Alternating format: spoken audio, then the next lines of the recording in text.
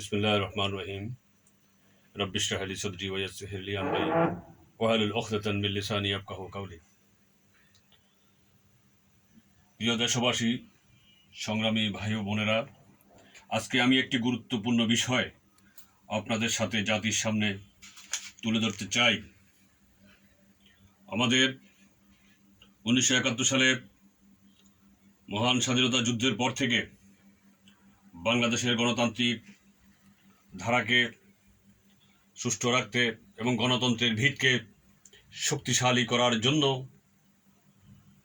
অনেক অর্থ সাহায্য এসেছে এবং ইলেকটোরাল প্রসেসে বিভিন্ন private company, private limited company, স্বায়ত্তশাসিত সংস্থা থেকে রাজনৈতিক দলগুলোকে অর্থ দেওয়া হয়। আজ পর্যন্ত এদেশের মানুষ জানে না এই অর্থগুলো দেয়া হয়, এগুলোর কোনো জবাবদিহিতা নেই। কোনো প্রাইভেট লিমিটেড কোম্পানি অথবা পাবলিক লিমিটেড কোম্পানি থেকে ইলেকটোরাল প্রসেসে অর্থ দিতে হলে, টাকা দিতে হলে অবশ্যই সেটা তার প্রত্যেকটি শেয়ার হোল্ডারকে জানাতে হবে। কিন্তু আমি অনেকের সাথে কথা বলেছি, তারা বলেছে যে না, এই ইলেকশনের সময় ইলেকটোরাল প্রসেসে public limited company, private limited company, স্বায়ত্তশাসিত সরকারি প্রতিষ্ঠানগুলো থেকে যে অর্থ দেওয়া হয় সেটার কোনো হিসাব সাধারণ গ্রাহক, সাধারণ শেয়ার হোল্ডাররা জানে না।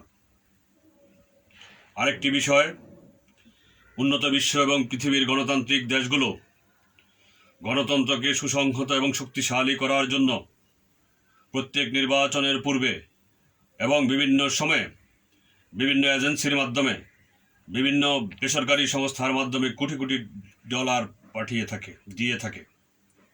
সেগুলোর কোনো হিসাব কেউ জানে না। এক শ্রেণীর হোয়াইট কলার ক্রিমিনাল বিভিন্ন হিসাব নিকাশ দেখিয়ে তারা আত্মসাৎ করে। গত 24 নির্বাচনের পূর্বে সারা পৃথিবীর মিডিয়াতে এই বিষয়টি প্রকাশিত হয়েছে। আমি বর্তমান নির্বাচন কমিশনকে বলতে চাই, ত্রয়োদশ জাতীয় সংসদ নির্বাচনের পূর্বে আপনারা স্বাধীনতার পর থেকে আজ পর্যন্ত যত অর্থ যোগান বাংলাদেশের গণতন্ত্রকে সুসংহত করার জন্য এসেছে সেগুলো তছরূপ হয়েছে, দুর্নীতি হয়েছে। এ বিষয়ে একটি শ্বেতপত্র প্রকাশ করুন, জাতি জানুক। আজকে যারা আমাদেরকে সবক দেয়, আমাদেরকে উপদেশ দেয়, গণতন্ত্রের শিক্ষা দিতে চায়, আমরা তাদেরকে একটু দেখতে চাই, তাদের চেহারা আমরা উন্মোচিত হোক। এদেশের জনগণের, সচেতন জনগণের এটাই হচ্ছে দাবি। অন্যথায় 1971 সালে মহান মুক্তিযুদ্ধে যারা জীবন দিয়েছে, মা বোনেরা তাদের ইজ্জত নষ্ট করেছে, ইজ্জত হারিয়েছে, এবং 24 গণ অভ্যুত্থানে বৈষম্য বিরোধী আন্দোলনে হাজার হাজার ছাত্র জনতা জীবন দিয়েছে, বুকের তাজা রক্ত ঢেলে দিয়েছে, তাদের সাথে হবে বেইমানি। আমরা বেইমান হিসাবে, বিশ্বাসঘাতক হিসাবে, অকৃতজ্ঞ হিসাবে এই বাংলার বুকে বেঁচে থাকতে চাই না। আমরা পরিষ্কার হতে চাই, তাদের প্রতি কৃতজ্ঞ থাকতে চাই। এই আশাবাদ ব্যক্ত করে বাংলাদেশ ডেমোক্রেটিক মুভমেন্টের পক্ষ থেকে সকলকে ধন্যবাদ জানিয়ে আমি আমার বক্তব্য এখানে শেষ করছি। আল্লাহ হাফেজ। বাংলাদেশ জিন্দাবাদ, বাংলাদেশ ডেমোক্রেটিক মুভমেন্ট জিন্দাবাদ।